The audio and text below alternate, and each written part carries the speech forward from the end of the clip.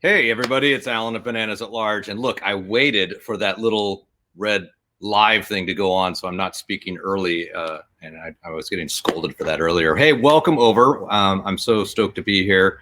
As you know, I've been doing these chats with my friends, trying to find an avenue of just bringing some light positivity, some casual, chatting, something for us to do that sort of maybe changes the landscape of what's out there right now. There's a lot of tension and anger, and I'm really enjoying these chats that I'm having. And tonight I'm actually really stoked because I get to talk to somebody who I'm so blessed and lucky to not only be able to call a friend, but as somebody who, as I grew up as a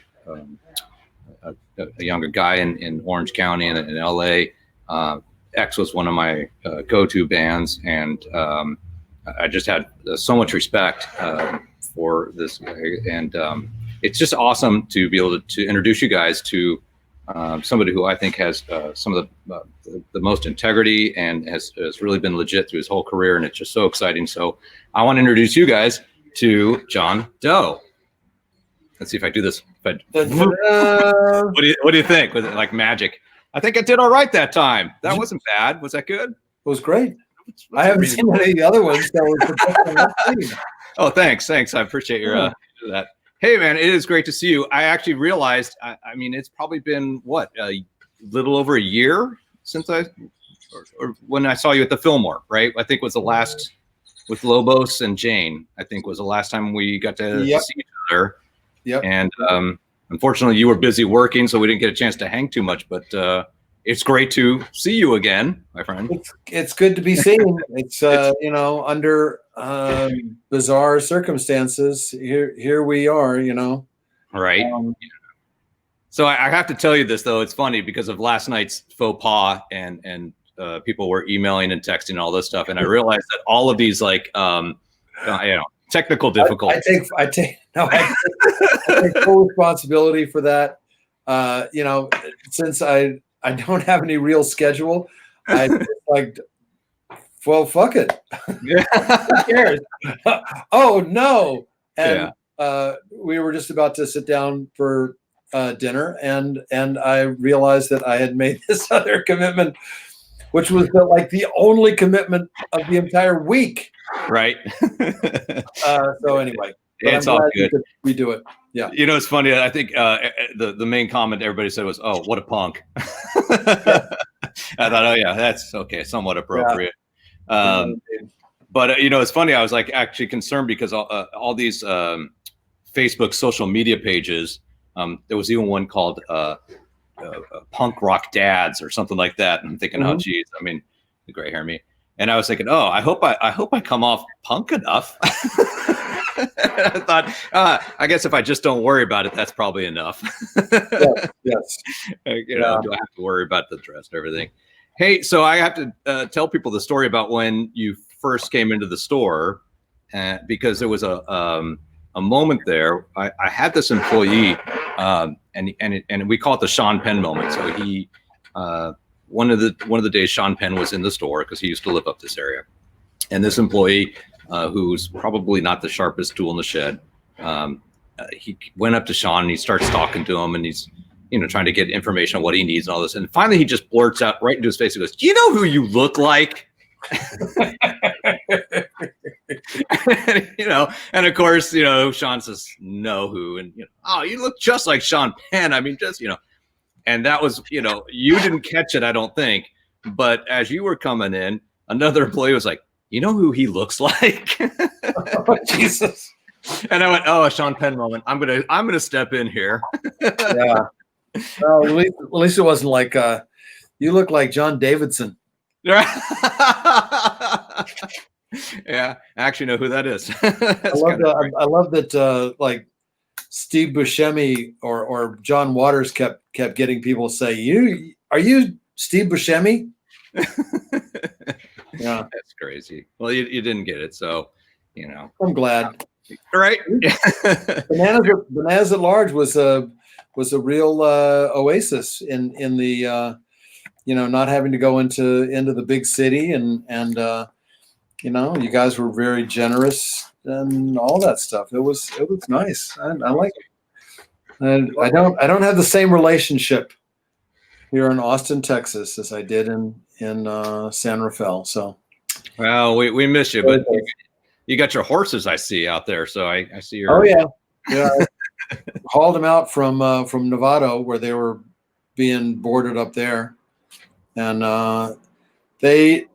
I tell you what, summer is punishing.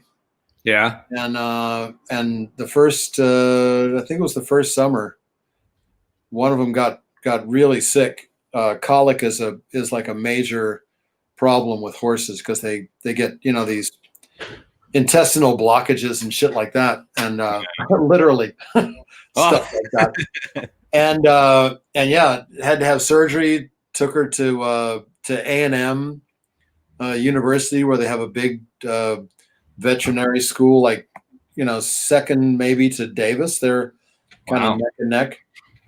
And she pulled through. She was great.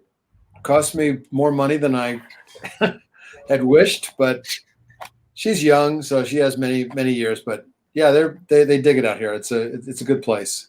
It's nice. I saw a couple of videos, so it was kind of fun watching you. Yeah, get them out and stuff. So yeah, it's I'm really fortunate. The barn is right next to this big kind of forgotten park. Just has a bunch of hiking trails, and there's not too many mountain bikers. So you got space. You got some more space out there. There is, although where I was at Willow Tree Stables up in Nevada, it was also like right on this mountain, so there was tons of it. But there were always these those rebel mountain bikers, which is right. That's such a battle going on up there. There's like 10% equestrian and 90% cyclists. But unfortunately, the equestrians have the ear of all the politicians and stuff like that. So they're a freaking war with each other. It's a drag. A shame. Speaking of politicians, you and I were just chatting before we went on a little bit about crazy stuff going on right now. Indeed. So much anger and so much tension out there, and yeah. It's crazy. I was thinking, how reminiscing about some of the past, the times of early X and even UK punk and all that, how as nihilistic and angry and pissed off as punk was, it was at least still had a positive message. It was really about hope, and it was really about we could do better. It can be better. Like that's what I got out of it, even as pissed as people were, and it's crazy how I don't really hear a lot of that. I just hear anger now. Well, you mean in the populace or in music? Just in populace. Like there's people are angry, but they're not offering any hopeful, or I don't know. Just feels like it's just a brick wall. Yes and no. I know what you're talking about, but I think what's going to be important is in the next year, or at least the next 6 months, is for liberals like I assume you and I and many of the audience are. They have to watch themselves in saying that everybody who voted for Trump is a racist bigot, because that's not true. Right. I mean, to me, yes, the side on which he fell of race relations and how to be presidential and how to be diplomatic and stuff like that was fucking bullshit. It was bad. It was bad. But the people that voted for him,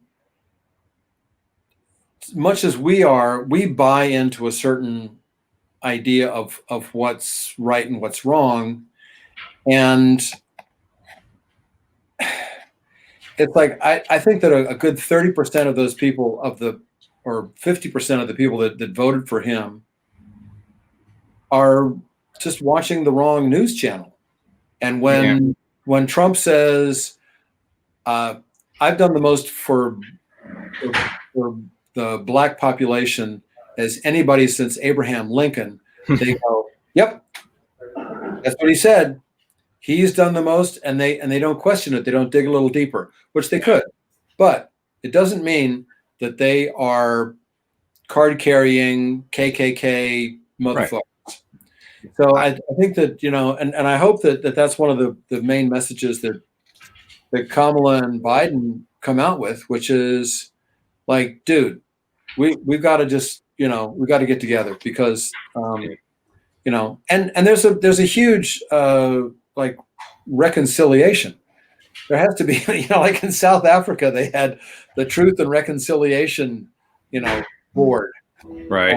And that this, yeah, we don't want to get too deep into this, but I'm just saying the positive thing that we can do as Democrats or as more forward-thinking, progressive people is not to be only pointing the finger and saying this half of this country is fucked. Yeah. Because I don't honestly believe that. I honestly believe that people buy into the wrong thing. They buy into the wrong propaganda, and they become, you know, they just become misled or misinformed, and there certainly is a lot of misinformation, and everybody has their own spin and all that kind of bullshit. But yeah, I'm going to get off this soapbox. I tend to. I mean, I agree. I think I understood when he won. It wasn't hard to sort of understand. People were upset, angry. They thought it's, you know, maybe we need to try this whole other path with a non-politician with this, you know, you sort of kind of saw where that made sense. And now you know, I thought after all these 4 years, they would maybe come back, but you're right. It's about staying cooler heads prevailing, staying calm, not laying blame. And, you know, I agree. Welcoming everybody sort of back into the fold, I think, you know? Yeah. Otherwise you're just, I mean, and I don't have any illusions about, you know, the Senate and House of Representatives, you know, playing fucking kumbaya. That wouldn't be any fun anyway, right? That wouldn't make good TV. Oh God, it would be so great. It would be so fantastic. You know, I was thinking as I watched a lot of these things, how people were. It felt like everybody wanted to be put into a box. They wanted to define everything by a box again. Oh yeah. You know, and I thought we had sort of broken out of that in the 2000s, but. Yeah. You know, it sort of didn't. And looking back, I mean, even when I was a kid growing up, and so for me saying, oh, I liked X and I like the Clash and I like these things. And you know, I found that a lot of even in our punk and rock and even bands I was playing with, people wanted to stay in boxes. Like you couldn't, God forbid, if you liked Rush and the Clash, you know? Yeah. And that was kind of an interesting time when, you know, we were supposed to be breaking out of those boxes, and yet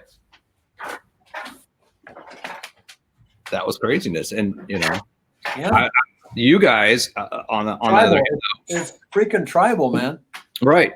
But I got to say, you know, you guys, and maybe to a certain degree in my mind, the Clash were the two people that I gravitated to, noticing that you really did not play the traditional punk rock, that you weren't nihilistic. You really were branching out and experimenting in different genres.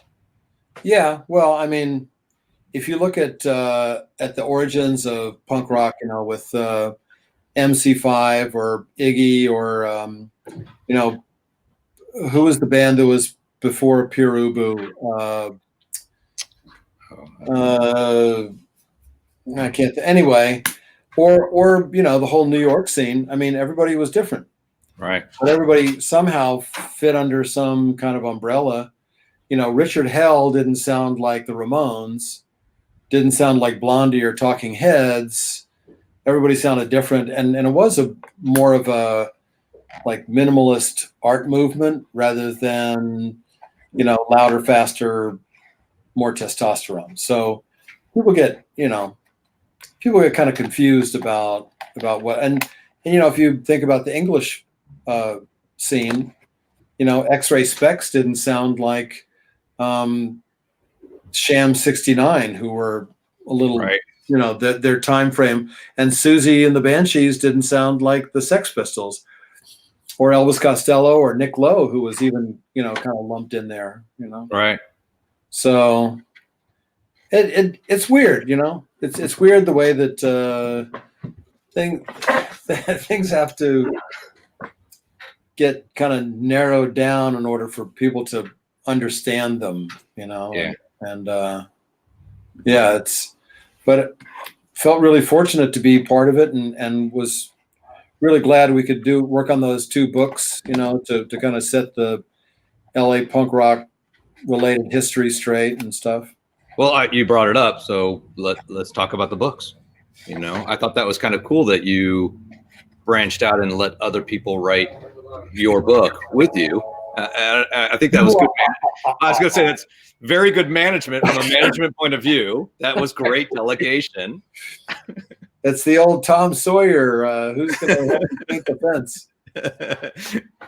Well, I'll give Tom DeSavia and my partner Chrissy a lot of credit in that they kept kind of poking me and twisting my arm to say you should write a book, and it just sounded like a lot of work and yeah, and I well then as I would kind of dig into it, I thought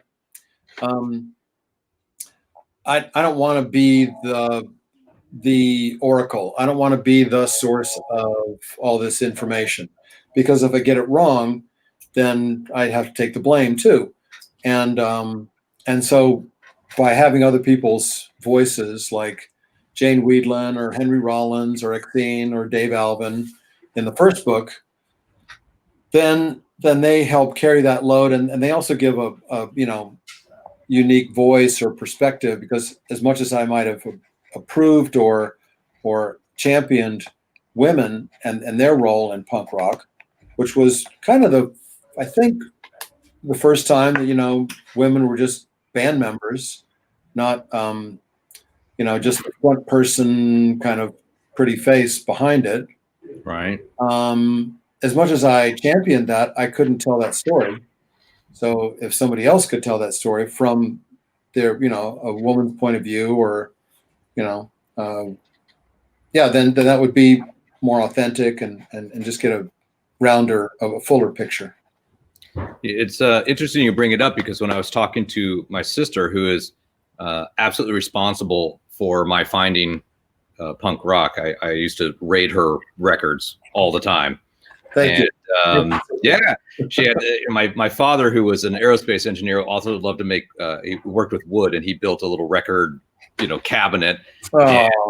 And so I can still see it to this day, and I knew exactly where your record was at the very end, because she did it alphabetically. Uh-huh.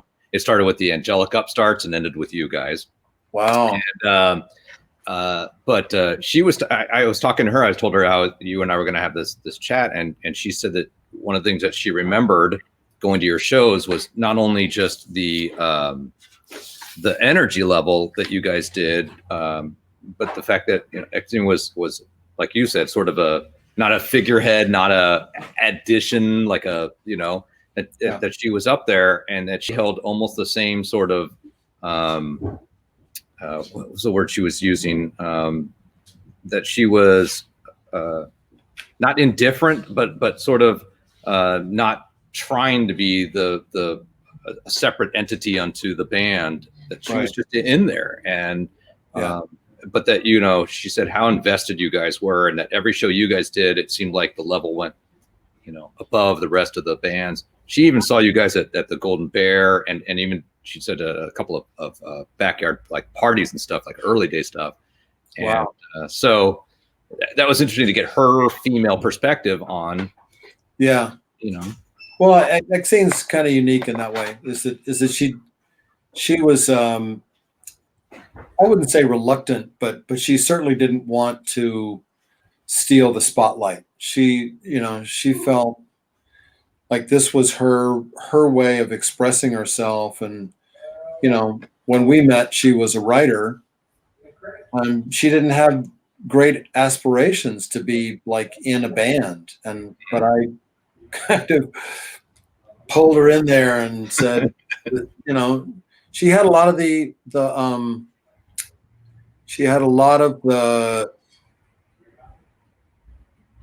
recipe to make a lead singer. She she had, a lot of unexpressed angst, and so yeah, I mean, it was all there, and but she didn't have that. I think like Debbie Harry, who's a goddess, Mm-hmm. as my partner likes to say, there's nobody cooler than Debbie Harry. I think he's got it right.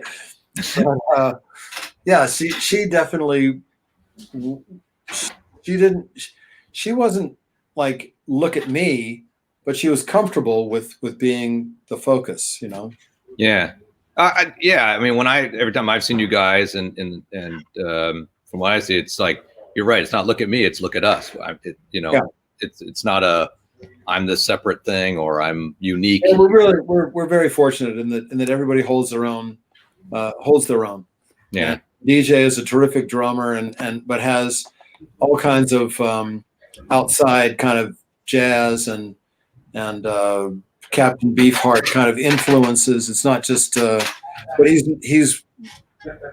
loves just playing what's obvious, or what it calls for, and Billy, he's one of the best guitar players ever, and he comes from a musician's family. His dad played music, and Billy was playing music when he was I think 6-7 years old. Yeah. Hey, real quick, because a lot of people asked me to ask, but how is Billy doing these days? I think he's great. I mean, he had a couple of bouts with cancer. I think the last one was maybe 5 or 6 years ago. Right. And he's been, clean since then. Nice. Okay. Yeah. Yeah. So he's good. He's still as strange as he always, and I love him for it. He's a mad genius. He's a mad scientist. He's building amps or rebuilding a sports car or something that has to do with math. It's all mathematical, and that's a good thing. I have a short Billy story I'll tell you, just because you'll probably get a kick out of it. But we used to rehearse up in Garden Grove at Trojan Studios with my little band, and I remember my guitar player Sunil's amp shot to shit, and somebody said, "Oh, the tube amp place is, here's the address. You go here. This is the place, and this is the guy." Yeah.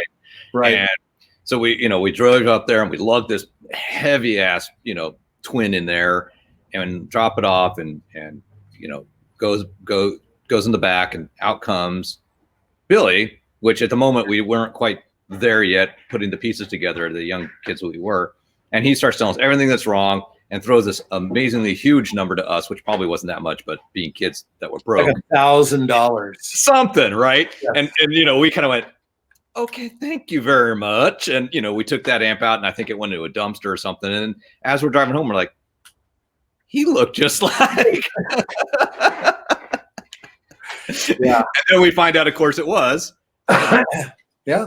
But it was like, yeah, we couldn't afford him. He's going to do it right. Right. He's going to fix it all. Yeah. Not just do it a little bit. Right. Yeah. Well, a couple of broke kids. I get it. I see them in this place. When kids come in, they just sort of look at me and go, $30 for a restring.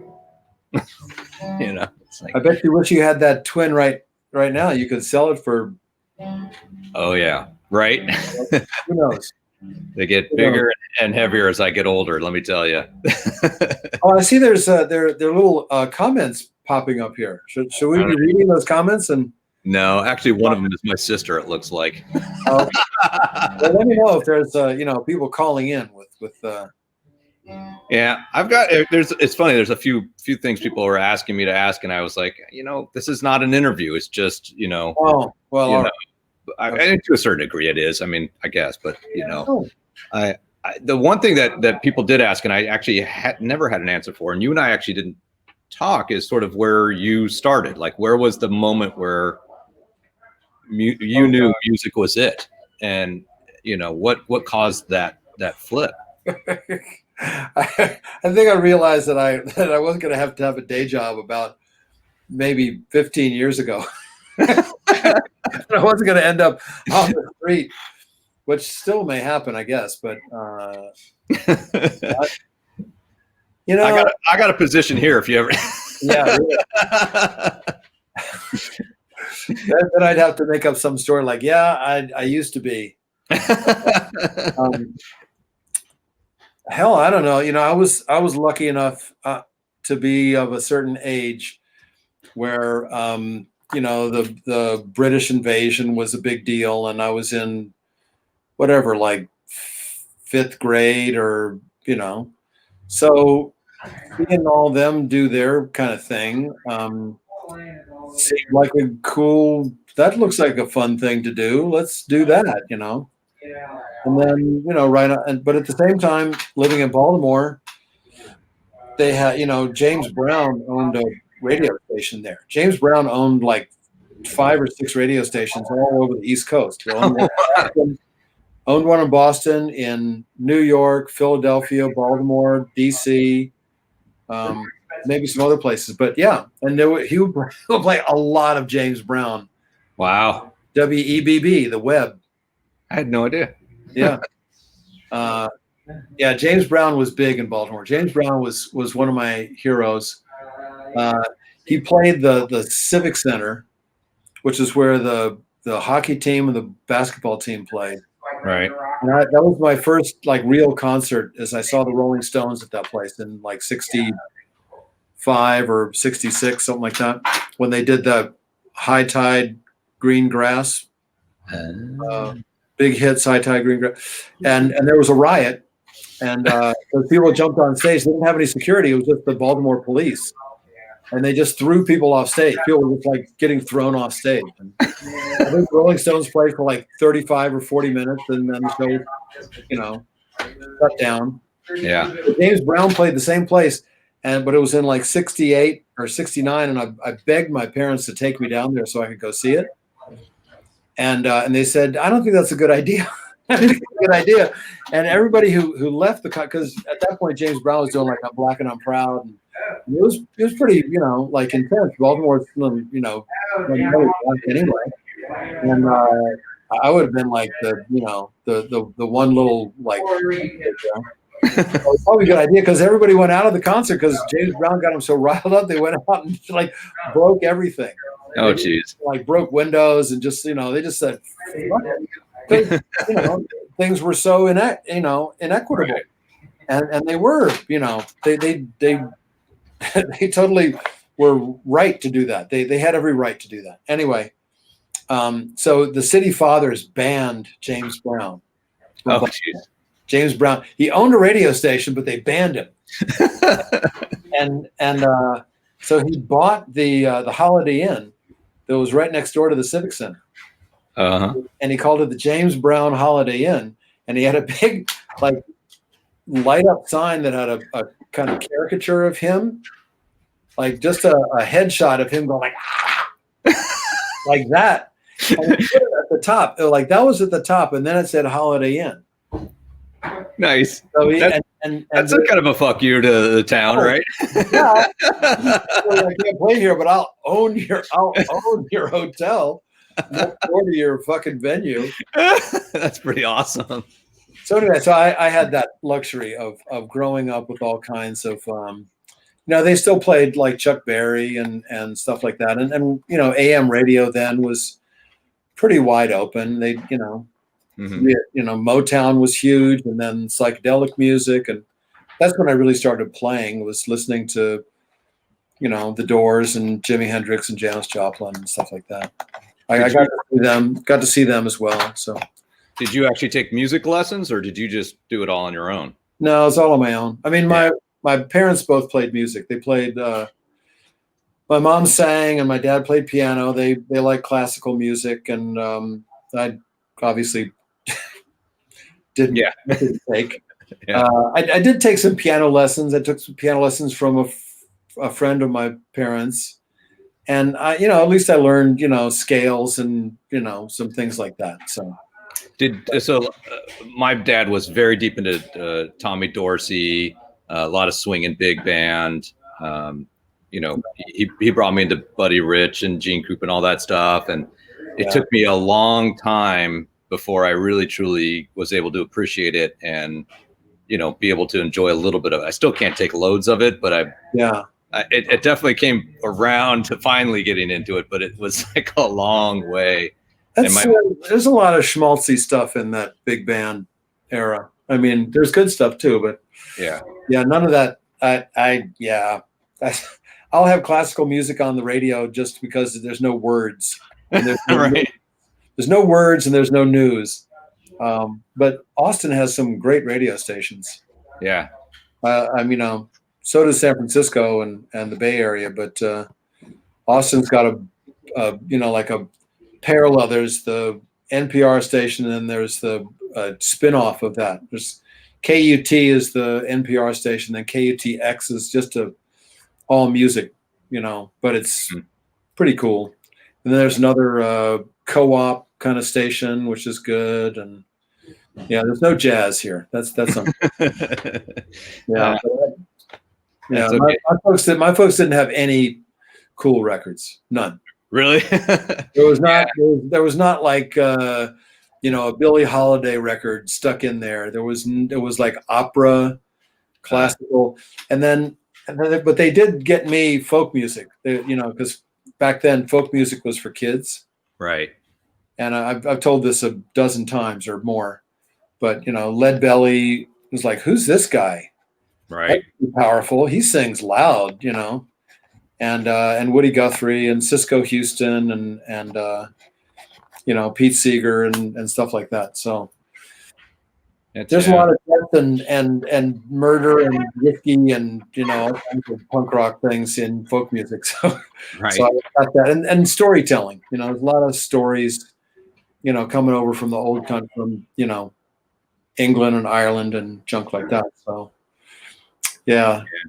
I tended to gravitate even outside of the punk rock and stuff. To singers and musicians that you really believed in their conviction, like when they sang, right? Like John Fogerty, right? Like I can't remember who turned me on to him, but what I read somewhere, maybe it was like Billy Idol or somebody was doing an interview, and he was like, when you listen to that guy, you believe every word that or that he believes it, or there's just no mistaking. And there's a few people. Buddy Guy, to me, when I listen to Buddy Guy, oh God, yeah, right. I mean, you just listen to him and you're like, I believe you 100%. And that was amazing. And I always thought you did the same thing. I mean, it was like you took really good care with the words, and and I thought it was interesting. You guys always had a mix where the voices were up and we could hear, but that was one of the things that drew me to you guys too early on. And even with your newest albums, when I listened to your Pandora station and stuff, that's where I gravitate towards it. That's probably, I think what you're trying to say is, well,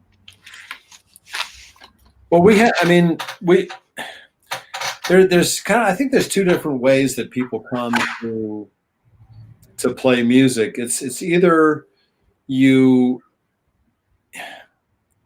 just have to express something, and that could be like Daniel Johnston or I don't know, Victoria Williams or even Fiona Apple, right, who definitely made one of my favorite records this year.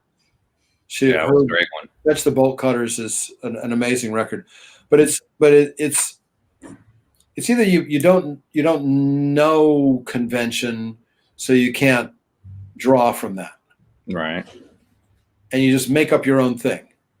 Every time I would see Victoria Williams, I'd feel like she's inventing music on the spot, and I would see her do the same song, completely differently, from sound check to the gig, right? I was like, holy shit.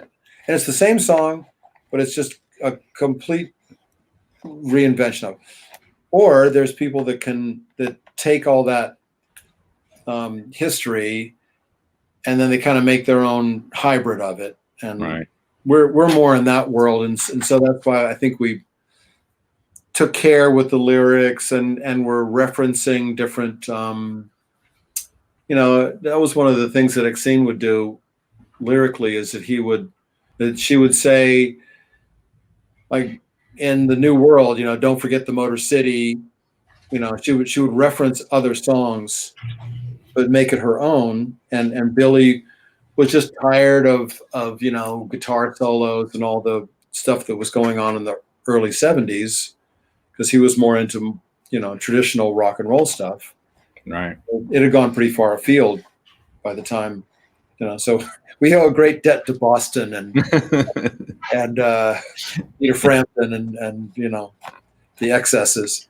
Right. Like Fleetwood Mac, God bless them. So yeah, and give a lot of credit to Ray Manzarek for like the way that the Doors records were mixed and made. They didn't labor over tricky stuff. Right. It was just a band. It was a band playing a song, and put the vocals up because that's what people follow along with. And Ray was very pragmatic, and I still miss him, but he gave us legitimacy. It was a huge boost to our self-confidence, at least Exene and mine. Right. And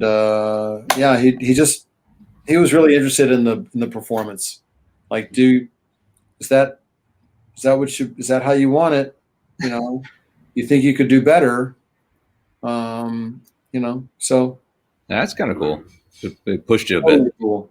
He didn't try to put his stamp on it. He didn't try to, we asked him to play on the first record, and we thought, fuck, this would be great. We'll have Ray Manzarek on our record. Oh my God, this is like a dream. And then we went out on tour and everybody said, "Where's Ray?" What are you, fucking crazy? Right. Ray Manzarek is going to come out here to play in a shithole for 125 people? No. Ray's at home. Right. Ray's doing other things. Yeah. Not with the punk rock band. Yeah. That's pretty funny. So speaking of the early shows and stuff, I was reading, I think it was, again, not to bring up Billy Idol again, but I just read his biography, just entertaining. And his big complaint was how he loved audiences, but in the UK, the spitting, he called it gobbing, right? The amount of spitting. Yeah. I'm sure you guys did it.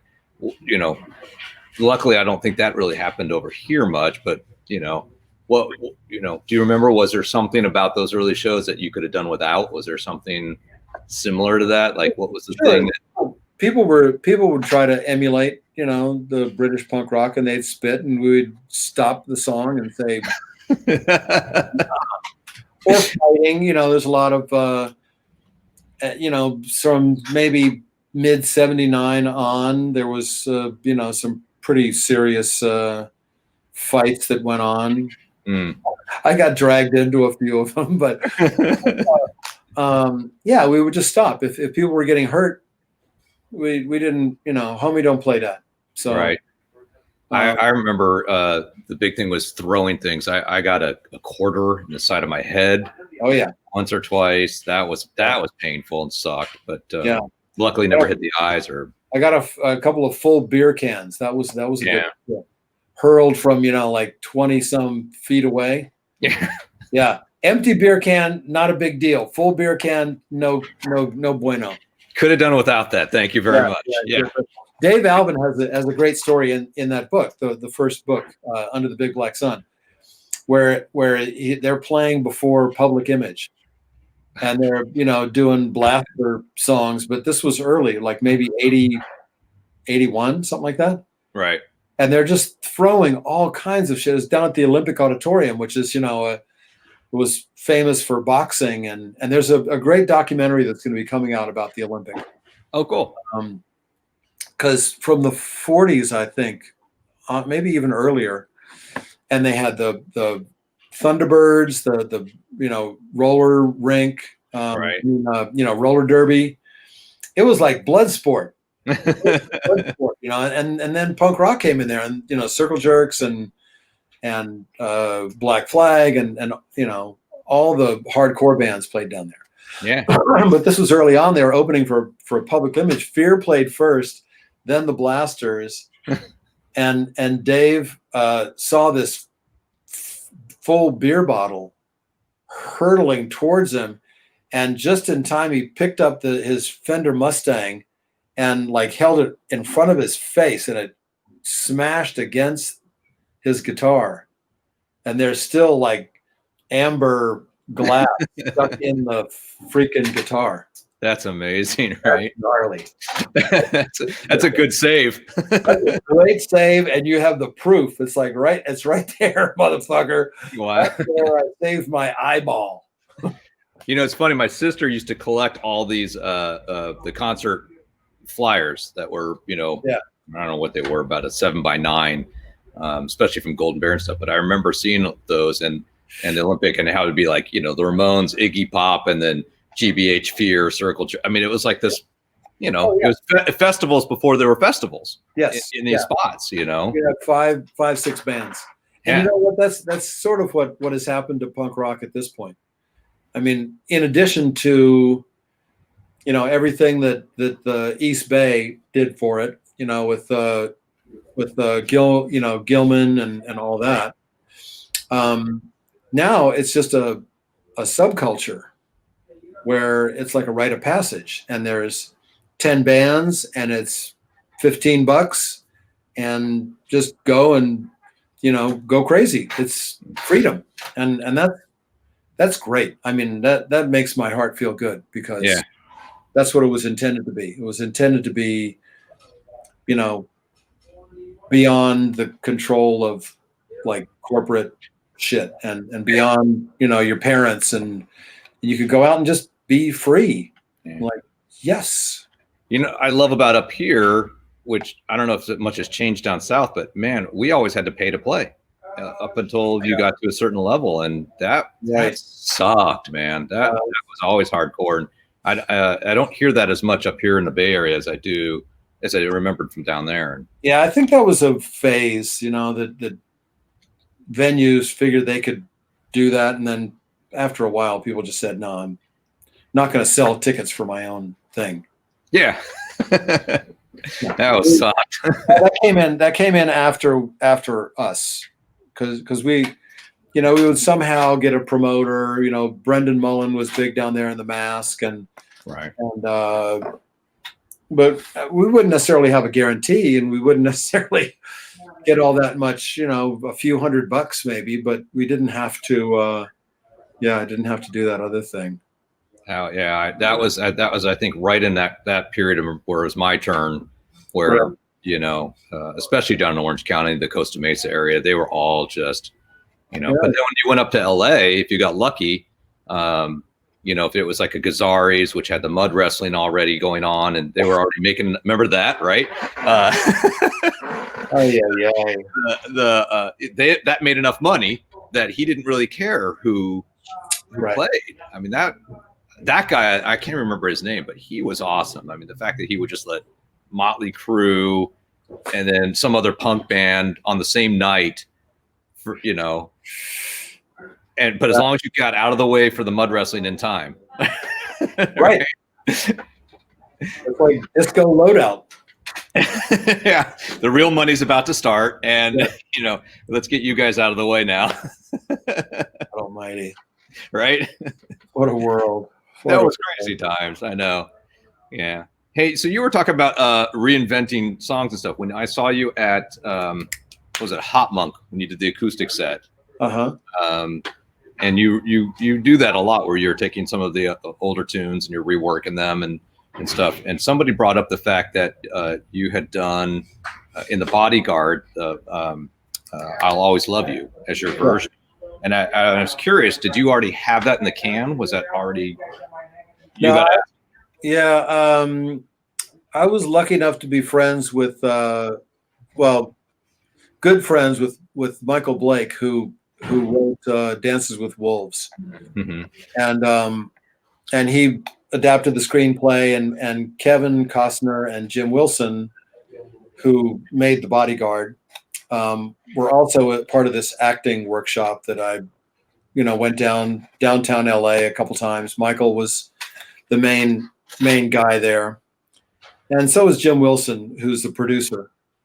And so when they got the rights to do this, I don't know whose idea it was to use that song, but you know, the whole the way that works into the plot is that you know, Whitney Houston doesn't really like Kevin Costner, and but he's trying to be nice to her, even though trying to keep her safe and all this sort of stuff. And then he says, "Well, let me take you out to where I go to, you know, for a night." And they go to some honky tonk, and on the jukebox, Right. "I Will Always Love You," and they ask me to do that version, which is why she ends up singing it at the end. Right. And yeah, as they say, the rest is history. Yeah, I just didn't know if that was already, you know, something that you had. No, they, you know, we were, like I say, we were pals, and they thought that I could do a decent, you know, the kind of version they wanted. You know, it's kind of a, you know, country-ish version. Yeah. They tried to get that played on country stations, and they respectfully declined because they said they were still playing Dolly's version. And I thought, okay, no argument there. Right? How do you compete? Right? Exactly. Yeah, it would have been nice to have been included on the soundtrack, but it wasn't even on there. No, I didn't know that. okay. That sucks. No, it doesn't suck, because then we wouldn't be having this conversation, because I would be having like an island somewhere. Yeah, you'd be too good for chatting with the old Alan. I get you. No, my whole life would have gotten completely ruined by, you know, bodyguard money. Wow. Yeah, I think it'd have been okay. I think Nick had What's So Funny About Peace, Love, and Understanding on that. I'm pretty sure he did, because there's a story that he got the same day that he got dropped by whatever fucking label was in the U.S. Yeah. The same day that he got dropped, he also got a gold record for the for participation in The Bodyguard. That's hilarious. That song is like a freight train that just doesn't go away. Oh yeah, it's a great song. It's a stunning song, and you know, I mean, I know Elvis Costello sort of owns it from his version, but yes, yeah. You know, well, Nick has done in the last 10 years. Nick has done the best work of his life. You know, the kinds of records, they're this great hybrid of sort of country, soul, right? And his songwriting is so it's kind of like that anyway, where he has these wonderful chord changes and witty lyrics, but not as, you know, not as overly ambitious as maybe Elvis's. All right. You know, because I mean, Elvis is unimpeachable in his work ethic, but sometimes it's like, oh my God, my brain. Yeah. Me, anyway, a lot of other people love that, but I mean, I'm much more of a Nick fan, because it's just very, very, you know, clever and cool. I wouldn't have found Nick if it wasn't for Elvis. So that's totally true. Right. I mean, I did do that, sort of drilled down and found him and all. And you're right. Elvis can be. I read an article where he thought it was amusing that he could cram so many syllables and words in as little space as possible, like that. And he thought, you know, and I thought, oh, you know, looking back, you're right. It can get exhausting. That's exactly what he does. It's too amusing. So part of our the reason I like doing these things, I feel like we've kind of, I don't want to say got off track, because I just enjoy chatting with you, but you know, I like to talk about you know, how to find positivity and light and things right now, and with this like COVID thing going on and sheltering in place, and now this tension and stuff. You know, how are you finding some joy and stuff? You know, you were talking a little bit about the horses. Yeah. But also, you know, what's the silver lining? Like this is the question I've been asking a lot is, you know, what can we, when you're looking back at all this, when you're going through this, in your opinion, where is that silver lining? What can you see that's coming out good? Well, I think that anyone who's not a complete narcissist is going to appreciate empathy. I'm going to find a new level of empathy because in some way we're all like moment to moment. Yeah. You know, it people have don't say, "How's it going?" because it's more like, "How are you holding up?" Right. You know, are you hanging in there? Because it's like, ask me in 30 minutes, it may change. Ask me in a day, it may change. You can. So I think people should have some sort of openness or generosity, bravery to do that. That's just going to be amplified. That's going to be made bigger. Yeah.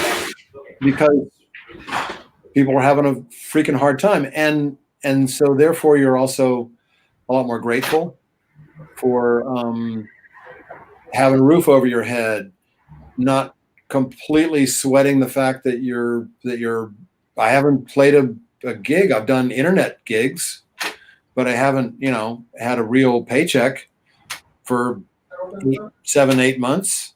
Right. The last time we really got paid was when X did our Christmas run. But I'm so grateful that I don't have like a weekend gig that I rely to pay the rent. Right. So I think that's a silver lining. And the biggest silver lining that could happen is that the fantasy that our lovely United States of America is based on may the clouds may part, and the total fantasy that we've been living under, that this is a country that's a great country, that it cares for its people, that it that everyone is free, and that all this sort of that's all bullshit. And that was bullshit when the founding fathers started it, and it was bullshit when they killed all the buffalo to starve out the Indians, and it was bullshit when they so it's just layers and layers and layers of fantasy. Yeah. And I think that there's a possibility that some of the truth can come out. It doesn't mean that people are bad. Right. It means that the system that we've been working under, patriarchy and all that stuff, it's got to go. It's got to go, and you either gotta like get with it or get out of the way. It's like almost like we're evolving, maybe. God, who knows? Yeah. I don't know. We were saying at the beginning, about, I don't really believe that 50% of this country are bigoted racists. I absolutely refuse to believe that. Right. And maybe I'm protecting myself. I learned a lot. I read a lot during this time, and I think that's another total silver lining. Because I tried to put myself in other people's place. Yeah. So yeah. I agree. I think one of the things I've seen while this has been going on, which I think is a benefit for us, especially, people have turned to music, on my side of things, just watching people come back to guitar, pianos are going home, recording. You're starting to see people band together and write songs together via Jam Kazam and all these other sites and stuff. And I agree. I think it's hard that there's not a live gig right now, but I do see that maybe songwriting and sharing and people are, because they're isolated, they're forced to sort of find a new way to get together, where before maybe they just dismissed it and did it on their own, because maybe it was available. So that to me, I think, is a silver lining. I'm seeing a lot of, that's total news to me, and that's good news. I love that news.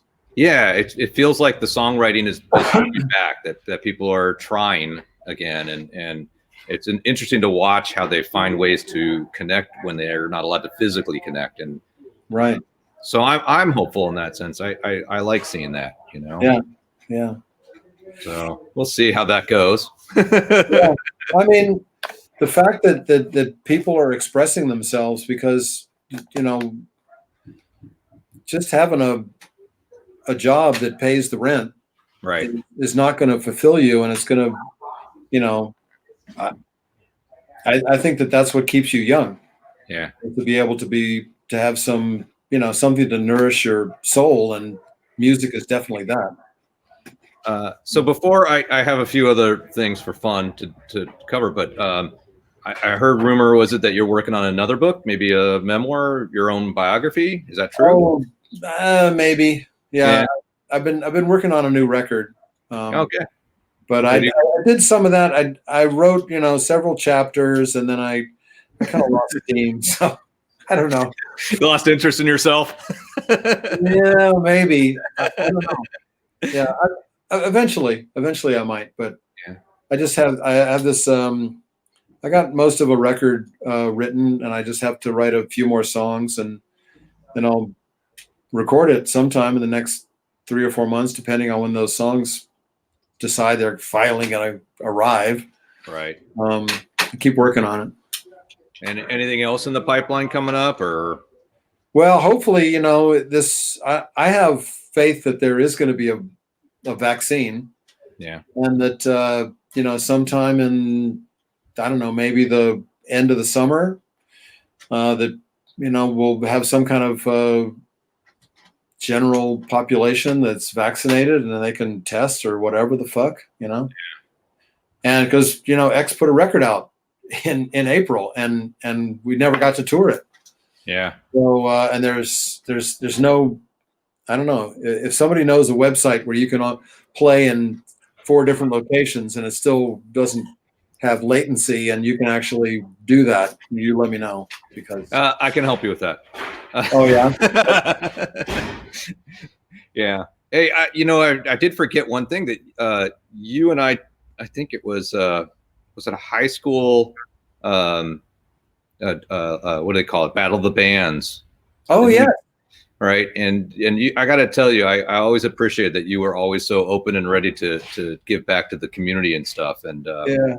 You know, I know we didn't do too many of those things, but I always did think that was pretty cool that you were, you know, right in there to go help the kids and do something to inspire them. And one of our winners, Matt Jaffe, is right doing pretty well. That's right. That was the one with Matt. Yeah, he's doing great. Man, if that wasn't a mini Elvis Costello right there that night. Oh, he's awesome. But he's totally open to, you know, he's not hiding that, he's not pretending. But I just saw him do that. There was some Lou Reed tribute. Oh, and he did it? He did a version of Satellite of Love, and it was fucking great. I love that. He dyed his hair blonde. He had on the aviator sunglasses. Really? Yeah. Yeah, I have to look it up. I will check it out. He's such a great kid. I mean, yeah, he's a you know, he's a real songwriter. Yeah. You know, he's doing his thing. And he had good stage presence. He was confident and comfortable up there, and but he's just such a down to earth, nice guy too. You know, when you see him. So we did one of the indoor Hop Monk gigs together. Oh, okay. We did. I think it was the last time I was there. I would do one outside and then one inside. Yeah. And I don't know if he played both of them, but I think maybe just played the inside one. Robbie Folks, I think, played the outside one. Man, I got to tell you, I love being a dad, but I got to admit it cut into my schedule of coming out and hanging out with you. Yeah. I only got out for a few of the shows. I missed a few there, but the path that at some point they'll be going out and you'll be staying home. Well, I think the first time you played Hot Monk, I think I brought them, if I remember right. Yeah, you did. Yeah, because you know, and they. How old are they now? Like 8. 8. Yeah. And nice. Dude, little girl is huge. She's so tall. It's amazing. Yeah. Good. Well, we only got a couple of minutes, so I want to do something I think a little funner. I've been listening to Pandora and Spotify. Lightning. What's that? Yeah, Lightning well, round. so I just thought it was interesting. I wanted you to know, because I know the last time we talked about Pandora and how they don't have, I don't think they have an X radio station or something, but there's one for your thing. But who your buddies are, right? So who they're playing when you choose the X or John Doe stations. So the first one was this first thing that came, Stooges. That's nice. Right. Love it. There you go. That's sort of an iconic killer one. Replacements. Good. Yeah. Them. We like that. Okay. Yes. This was interesting. Beastie Boys. Well, I did that movie with Adam Horovitz, but I don't understand the musical side. Interesting. I guess their early days were probably, I think, were a little more punkish, and then they and then they made a full-on punk rock record. Yeah. Well, after they had, like made 4, 5, 6 Beastie Boy records. All right. Dead Boys, which I thought was interesting. Yep. And then something called the Flaming Groovies. I had to go look them up. They were from the Bay Area, weren't they? It says that it was like, yeah, and psychedelia sort of edgy thing. I thought that was interesting, right? Yeah, them and Chuck Prophet, Peter Case, they were all pretty tight. Interesting. All right. So, and then funny enough, I know you met Rick Elswit when he was working here, Dr. Hook and the Medicine Show. Right. I was like, okay, that's a crazy one on your station, but get that. Okay. I thought that was interesting, right? Although they were very irreverent. They were kind of like, had a definite FU kind of. As I tell Rick, I said, you guys were sort of the punk rock of that folk hippie thing, like, know. Right. Exactly. And it's funny, they were talking about that movie. What is it? The guy from Rolling Stones, Almost Famous, right? Yes. And turns out that like 80% of those stories is about the first tour he did with Dr. Hook and the Medicine Show. Oh, really? Yeah. And but because they're not as popular now, it's easier to say the Led Zeppelin connection. But Rick was telling me like, oh yeah, that scene is from when we did this, and that scene is a take on this. And I was like, wow, right? That's kind of crazy. And I'm like, man, he should have given you your dues. But so then Professionals was on there, the Undertones, which I thought was interesting. How Fergal became, such an interesting R&B singer. Right. I mean, what a unique voice, kind of silliest voice in the punk. But then, man, I listened to some of his later stuff, and that's a killer voice right there. You know what? You're gonna have to send me some of that because I did not know that he went on to have a different career. Yeah, and then my favorite was Thelonious Monster, who I think I mean, such an underrated and unknown. Yes. Yes, I recorded a record with them. I was their producer. It was like, how am I going to get this to work when, like, where's the window of, like, not high enough or too high? Right. A very slim window there, and I'm sure they will all agree and won't be scandalized by that, but it was like, wow. So I got to say, I saw them open for, I mean, innumerable. They're always the opening band for down in that scene. And whenever their set was about to finish, and if what's his name? Is it Bob? Right, the lead singer. Right. If he was not done, the guitar amps got pushed to the front, and he would just scream and yell, like, "I'm going to finish my set." Yeah. He's now the go-to guy when somebody ODs. He's on all the fucking CNN and stuff like that. Yeah, he was part of that Dr. Drew rehab thing, and he turned his life around, and he's he's been there and done it, and he is definitely an authority on crazy shit that stay away from. Yeah, don't do this, kids.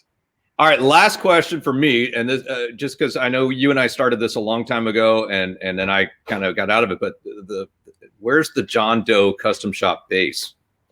Whatever happened with man, the world needs that bass. I want to see it made. I'm there. Are we in? Should we Sure. try again? All right, I gotta pick that back up. I think if right now in the comments, I bet you if there's musicians there, if I said that there was a limited edition, accurate bass, it would sell like crazy. All right, we got to do that. 1963 P bass. Can't get better than that. We're gonna have to. All right, we're gonna talk more. We'll talk about the streaming thing, and we'll talk about that. And I promise not to be. Sorry, I haven't stayed in better touch, man. I do miss you. Kim Williams just said, "I'll buy one." All right. Yeah. Oh yeah, I see that, Kim. Kim Williams. She actually used to work for us a long time ago. She's awesome. Man, I miss you, and I'm so grateful to see you, and I'm grateful that you're healthy and upright. And I will be there sometime. Maybe towards the end of January. Awesome. I look forward to seeing you again. And I'm going to do one shameless plug is that I'm playing internet shows on this site called Mandolin, and they've had ones with Richard Thompson and Patty Griffin and Lucinda Williams and all kinds of songwriters and stuff like that. 3-camera, high def, good sound. You can put it up on your television. And one's November 19. Right. And then December 16, and then January 20. So once a month. Mandolin, like the little mandolin. Mandolin.com or just Mandolin an app, or what is it? You can figure it out. Oh, kisser. Like watch Mandolin. If you write in watch Mandolin, you'll find it. Awesome. And of course, everybody should go visit John's site, buy all his stuff. Sure. Support. And sure. And man, I can't thank you enough for coming over and hanging out and spending some time with us. And it was a good conversation. I like talking to people.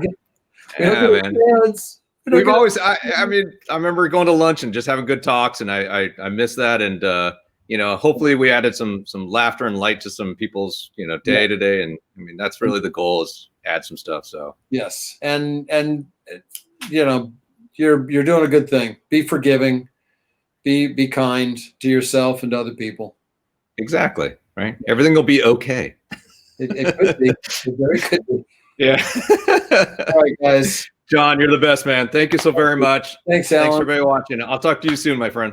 We'll see you later. All right. Bye-bye. Bye.